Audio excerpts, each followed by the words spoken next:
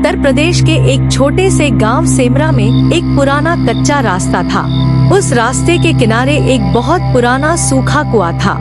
गांव के बुजुर्ग हमेशा कहते थे, उस कुएं के पास रात में मत जाना, क्योंकि वहाँ कोई रहता है। लेकिन आज के लड़के इन बातों पर कहाँ विश्वास करते हैं। गांव में राहुल, सुरेश और नरेश नाम के 3 दोस्त रहते थे। तीनों को रोमांच का बहुत शौक था। एक दिन शाम को पंचायत के पास बैठे बैठे राहुल बोला, सुना है उस पुराने कुएं से रात में रोने की आवाज आती है। सुरेश हंसते हुए बोला, अरे वह सब बुजुर्गों की बनाई हुई कहानी है, अगर सच में कुछ होता तो कोई देखता। तभी पास बैठे बुजुर्ग रामदीन बाबा ने उनकी बात सुन ली। उनका चेहरा अचानक गंभीर हो गया। उन्होंने धीरे से कहा, बेटा, कुछ चीजें देखने के लिए नहीं होती, सिर्फ महसूस होती हैं। तीनों दोस्त हंसने लगे। सुरेश बोला, ठीक है बाबा, आज रात हम तीनों उस कुएं के पास जाएंगे। रामदीन बाबा ने तुरंत मना किया, मत जाओ, वह कुआं खाली नहीं है। लेकिन अब लड़कों की जिद बढ़ चुकी थी। रात के लगभग 11 बजे तीनों दोस्त हाथ में लालटेन लेकर निकल पड़े। गांव की गलियां खाली थी। कुत्तों के भौंकने की आवाज दूर दूर से आ रही थी। जैसे जैसे वो लोग कुएं के पास पहुँचे, हवा ठंडी होने लगी। पेड़ों की पत्तियां अजीब तरह से हिल रही थी। राहुल बोला, यार यहाँ सच में थोड़ा अजीब लग रहा है। सुरेश बोला, डर गया क्या? जब वो लोग कुएं के बिल्कुल पास पहुँचे तो देखा कुआं बहुत गहरा था। तभी अचानक नीचे से ठक ठक ठक की आवाज आई। तीनों चुप हो गए। नरेश ने डरते हुए पूछा, यह आवाज किस चीज की है? राहुल बोला, शायद कोई पत्थर गिरा होगा। लेकिन तभी कुएं के अंदर से धीमी सी फुसफुसाहट सुनाई दी, जैसे कोई बहुत नीचे से बोल रहा हो, ब चा ओ। तीनों के शरीर में सिहरन दौड़ गई। सुरेश बोला, किसी की आवाज थी क्या? लेकिन वहाँ कुछ भी दिखाई नहीं दिया, सिर्फ गहरा अंधेरा। तभी अचानक कुएं से तेज ठंडी हवा निकली। अब चारों के चेहरे पर डर साफ दिखाई दे रहा था। तभी कुएं के अंदर से फिर आवाज आई, तुम आ गए। तीनों के पैरों तले जमीन खिसक गई। नरेश चिल्लाया, भागो यहाँ से। तीनों दौड़ते हुए गांव की तरफ भाग गए।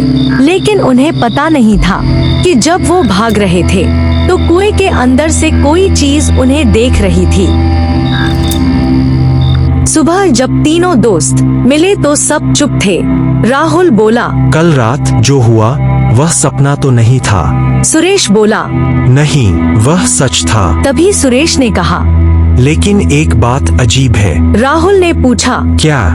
सुरेश ने कांपते हुए कहा, जब हम भाग रहे थे तो ऐसा लगा जैसे पीछे कोई भाग रहा है। यह सुनकर सबके चेहरे पीले पड़ गए। लेकिन असली डर अभी शुरू हुआ था, क्योंकि उसी समय गांव में खबर आई, कुएं के पास किसी के निशान मिले हैं और वह इंसान के नहीं हैं। और वो निशान सीधे अमित के घर तक जा रहे थे। उसी रात से शुरू हुई डर की 7 रातें। सुबह का समय था।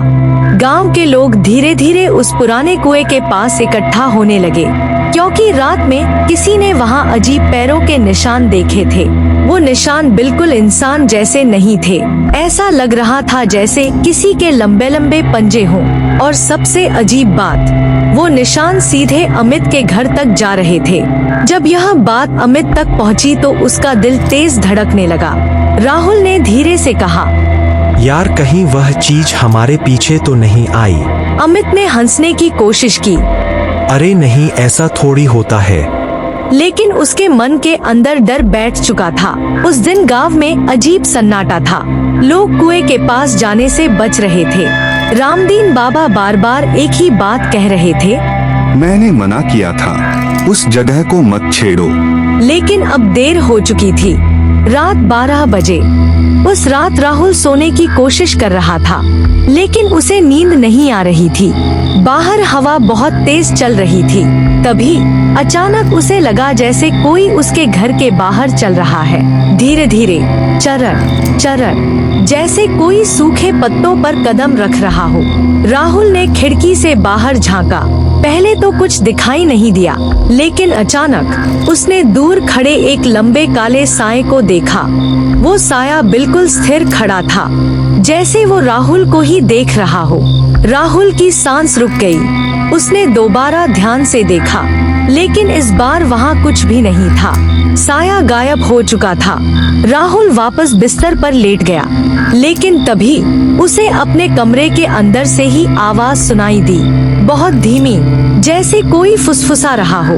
तुम वापस आ गए। राहुल एकदम उठ बैठा। उसने कमरे में चारों तरफ देखा। कमरे में कोई नहीं था, लेकिन अचानक कमरे का दरवाजा धीरे धीरे अपने आप खुलने लगा।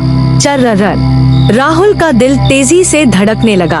तभी दरवाजे के बाहर उसे किसी के पैरों की छाया दिखाई दी, लेकिन वहाँ कोई खड़ा नहीं था, सिर्फ छाया थी। अगली सुबह राहुल ने सब कुछ अपने दोस्तों को बताया। तीनों दोस्त फिर रामदीन बाबा के पास गए।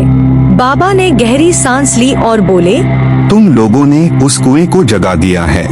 राहुल ने पूछा, मतलब? रामदीन बाबा ने धीरे धीरे बताया, आज से लगभग 70 साल पहले उस कुएं में एक आदमी को जिंदा फेंक दिया था। सब चौंक गए। क्यों? बाबा बोले, क्योंकि गांव वालों को लगा था वह आदमी इंसान नहीं था। सुरेश ने घबराकर पूछा, तो वह क्या था? बाबा की आवाज कांपने लगी। वह रात में बदल जाता था। राहुल ने धीरे से पूछा, किस में? रामदीन बाबा ने तीनों की आंखों में देखते हुए कहा, कुछ ऐसा जो इंसान नहीं था। तभी अचानक दूर से कुएं की तरफ से एक तेज चीख सुनाई दी। सभी लोग उधर देखने लगे, लेकिन किसी को पता नहीं था कि असली डर अभी शुरू हुआ है, क्योंकि उस रात से हर रात गांव में एक नई परछाई दिखाई देने वाली थी। रामदीन बाबा की बात सुनकर तीनों दोस्तों के शरीर में सिहरन दौड़ गई। दूर से आई वह भयानक चीख अभी भी सबके कानों में गूंज रही थी। गांव के लोग डर के मारे अपने घरों की तरफ भागने लगे। कुछ ही देर में पूरा इलाका खाली हो गया। अब वहाँ सिर्फ राहुल, सुरेश, नरेश और रामदीन बाबा खड़े थे। हवा अचानक बहुत ठंडी हो गई थी। पेड़ों की टहनियां जोर जोर से हिल रही थी, जैसे किसी को आने की खबर दे रही हो। राहुल ने धीरे से पूछा, बाबा, उस आदमी के साथ आखिर हुआ क्या था? रामदीन बाबा कुछ देर चुप रहे, फिर उन्होंने बहुत धीमी आवाज में कहना शुरू किया, आज से लगभग 17 साल पहले इस गांव में एक आदमी रहता था। उसका नाम था हरिदास। वह आदमी शुरू में बिल्कुल सामान्य था। लोग कहते थे कि वह बहुत शांत स्वभाव का था, लेकिन धीरे धीरे गांव वालों ने कुछ अजीब बातें नोटिस करनी शुरू की। वह आदमी हमेशा सिर्फ रात में बाहर निकलता था, दिन में कोई उसे कभी नहीं देखता था। और सबसे अजीब बात, कभी कभी रात में गांव के जानवर अचानक गायब हो जाते थे। मुर्गियां, बकरियां, यहाँ तक कि कुत्ते भी। लोगों को समझ नहीं आता था कि ये सब कैसे हो रहा है। एक रात गांव के दो लोग खेतों की तरफ जा रहे थे। तभी उन्होंने दूर एक पेड़ के पास कुछ हिलते हुए देखा। पहले उन्हें लगा कि कोई जानवर होगा, लेकिन जब वे पास गए तो उनका खून जम गया। वहाँ हरिदास खड़ा था, लेकिन उसका चेहरा बिल्कुल इंसान जैसा नहीं था। उसकी आंखें लाल थीं, दांत बहुत लंबे थे और उसके हाथों के नाखून ऐसे लग रहे थे जैसे किसी जानवर के पंजे हों। वह जमीन पर गिरे एक मरे हुए जानवर को खा रहा था। दोनों आदमी डर के मारे भाग गए। अगले दिन उन्होंने पूरे गांव को यह बात बता दी। अब गांव के लोगों को यकीन हो गया कि हरिदास सामान्य इंसान नहीं है। कुछ लोगों ने कहा, वह किसी बुरी शक्ति के बस में है। कुछ ने कहा, वह इंसान ही नहीं है। डर के मारे गांव वालों ने एक फैसला किया। एक रात सभी लोग इकट्ठा हुए और हरिदास को पकड़कर उस पुराने कुएं तक ले आए। हरिदास लगातार चिल्ला रहा था, मुझे मत मारो, मैं इंसान हूँ। लेकिन उस समय किसी ने उसकी बात नहीं सुनी। गुस्से और डर में आकर गांव वालों ने उसे कुएं में फेंक दिया और ऊपर से पत्थरों से ढक दिया। कभी कभी उस कुएं से अजीब आवाज आती थी, लेकिन धीरे धीरे लोग उस बात को भूल गए। रामदीन बाबा ने कांपती आवाज में कहा, लेकिन तुमने उस कुएं के पास जाकर उसे फिर से जगा दिया है। तीनों दोस्त अब बिल्कुल चुप थे। तभी अचानक कुएं की तरफ से पत्थर गिरने की आवाज आई। सबकी नजरें उधर घूम गई। कुएं के अंदर से जैसे कोई चीज दीवार पर चढ़ रही थी। खरर खरर, जैसे लंबे नाखून पत्थर को खुरच रहे हों। सुरेश डर के मारे बोला, बाबा यह आवाज। रामदीन बाबा की आंखें फैल गईं। उन्होंने धीरे से कहा, वह बाहर आने की कोशिश कर रहा है। अचानक कुएं के अंदर से भयानक हंसी सुनाई दी। हाँ हाँ हाँ। चारों दोस्त डर के मारे पीछे हट गए। लेकिन असली डर तब हुआ जब कुएं के अंदर से दो लाल चमकती आंखें दिखाई दी और फिर एक आवाज आई, 70 साल और अब मैं आजाद हूँ। चारों दोस्तों के पैरों तले जमीन खिसक गई। लेकिन उन्हें यह नहीं पता था कि उस रात के बाद हर रात गांव में कोई ना कोई गायब होने वाला था। कुएं के अंदर से आती वह भयानक आवाज सुनकर चारों दोस्तों के शरीर में जैसे जान ही नहीं रही। दो लाल चमकती आंखें अंधेरे में उन्हें घूर रही थी। हवा अचानक और ठंडी हो गई। रामदीन बाबा कांपते हुए बोले, भागो, अभी भागो यहाँ से। चारों दोस्त बिना कुछ सोचे दौड़ पड़े। उनके पीछे से कुएं के अंदर से फिर वही डरावनी हंसी आई। हाँ हाँ हाँ, तुम सब वापस आओगे। उस रात पूरे गांव में अजीब सा माहौल था। कुत्ते लगातार भौंक रहे थे। कुछ लोगों ने कहा कि उन्होंने खेतों की तरफ एक काला साया घूमते देखा है, लेकिन कोई भी बाहर निकलने की हिम्मत नहीं कर रहा था। अमित के घर में भी सब लोग जल्दी सो गए, लेकिन अमित को नींद नहीं आ रही थी। उसके दिमाग में बार बार वही लाल आंखें घूम रही थी। आधी रात के लगभग 1 बजे अचानक गांव में एक जोरदार चीख गूंजी, बचाओ। अमित तुरंत उठकर बाहर भागा। कुछ ही देर में गांव के और लोग भी बाहर आ गए। चीख गांव के किनारे रहने वाले मोहन के घर की तरफ से आई थी। सभी लोग डरते डरते वहां पहुंचे। दरवाजा खुला हुआ था। अंदर का नजारा देखकर सबके शरीर में सिहरन दौड़ गई। कमरा पूरी तरह अस्त व्यस्त था। जमीन पर खून के निशान थे, लेकिन मोहन कहीं दिखाई नहीं दे रहा था। तभी राहुल की नजर जमीन पर पड़ी। वहाँ लंबे पंजों के निशान बने हुए थे, बिल्कुल वही निशान जो सुबह कुएं के पास दिखाई दिए थे। और वे निशान घर के अंदर से बाहर खेतों की तरफ जा रहे थे। गांव के लोग डर के मारे चुप हो गए। किसी की हिम्मत नहीं हो रही थी कि उन निशानों के पीछे जाए। रामदीन बाबा धीरे से बोले, वह वापस आ चुका है। लेकिन अमित और उसके दोस्तों ने फैसला किया कि सच पता करना होगा। चारों टॉर्च लेकर उन निशानों के पीछे चल पड़े। रात का अंधेरा बहुत गहरा था। हवा में अजीब सी बदबू थी, जैसे कहीं कुछ सड़ रहा हो। जैसे जैसे वे खेतों के अंदर जाते गए, निशान और गहरे होते गए। अचानक सुरेश रुक गया। उसकी टॉर्च एक जगह पर पड़ रही थी। सबने देखा, वहाँ जमीन पर मोहन की चप्पल पड़ी थी, लेकिन मोहन अभी भी कहीं नहीं था। तभी अचानक पास के पेड़ से कुछ भारी चीज नीचे कूदी। चारों दोस्त डर के मारे पीछे हट गए। टॉर्च की रोशनी जब उस चीज पर पड़ी तो उनकी सांसें रुक गईं। वह चीज आधी इंसान जैसी थी, लेकिन उसका शरीर बहुत लंबा और टेढ़ा था।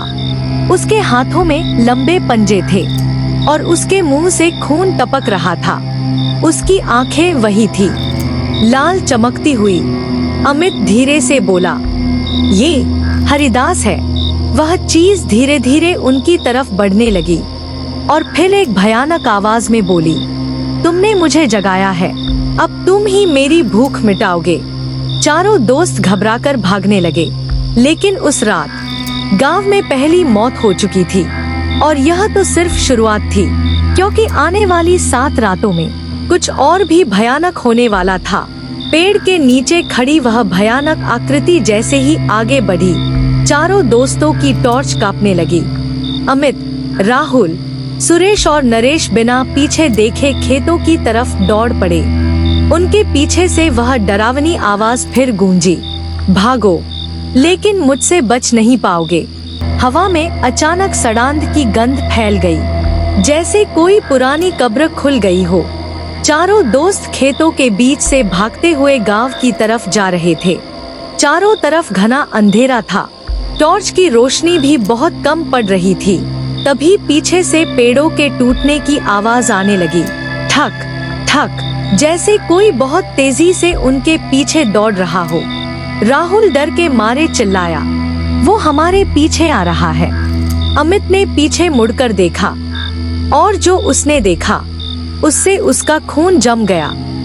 दूर अंधेरे में वही लाल आंखें चमक रही थी, और वह चीज चारों पैरों पर उनकी तरफ दौड़ रही थी। आखिरकार चारों दोस्त किसी तरह गांव की सीमा तक पहुंच गए। जैसे ही वे गांव के पहले घर के पास पहुंचे, पीछे से आती आवाज अचानक बंद हो गई। सबने पीछे मुड़कर देखा। अंधेरे में कुछ भी दिखाई नहीं दे रहा था, सिर्फ हवा चल रही थी। सुरेश हांफते हुए बोला, वो कहाँ गया? रामदीन बाबा जो वहाँ पहले से खड़े थे, धीरे से बोले, वो गांव के अंदर नहीं आएगा। चारों ने एक साथ पूछा, क्यों? बाबा ने गांव के मंदिर की तरफ इशारा किया। इस गांव की सीमा पर पुराने समय में एक रक्षा मंत्र किया गया था। जब तक यह मंदिर है, वो अंदर नहीं आ सकता। चारों दोस्तों ने राहत की सांस ली, लेकिन बाबा की अगली बात सुनकर सब फिर डर गए। बाबा बोले, लेकिन तुम लोग गांव के बाहर गए थे। अमित ने पूछा, तो? बाबा ने गंभीर आवाज में कहा, अब वो तुम चारों को पहचान चुका है। उस रात पूरे गांव में कोई नहीं सोया। लोग अपने घरों के दरवाजे बंद करके बैठे रहे। लेकिन लगभग 3 बजे रात एक और अजीब घटना हुई। गांव के कई लोगों ने एक साथ देखा कि गांव के बाहर खेतों की तरफ एक लंबा काला साया घूम रहा है। वह साया बार बार गांव की सीमा तक आता और फिर वापस चला जाता, जैसे किसी का इंतजार कर रहा हो। सुबह होने से पहले अमित को थोड़ी नींद आ गई, लेकिन उसे एक बहुत डरावना सपना आया। सपने में वह उसी पुराने कुएं के पास खड़ा था। चारों तरफ अंधेरा था। अचानक कुएं के अंदर से एक हाथ बाहर आया, लंबे लंबे पंजों वाला हाथ। और फिर कुएं के अंदर से वही आवाज आई, 7 रातें। अमित डरकर पीछे हट गया, लेकिन आवाज फिर आई, 7 रातों में तुम सब मेरे हो जाओगे। तभी अचानक उस हाथ ने अमित का पैर पकड़ लिया। अमित जोर से चिल्लाया, नहीं, और उसी समय उसकी नींद खुल गई।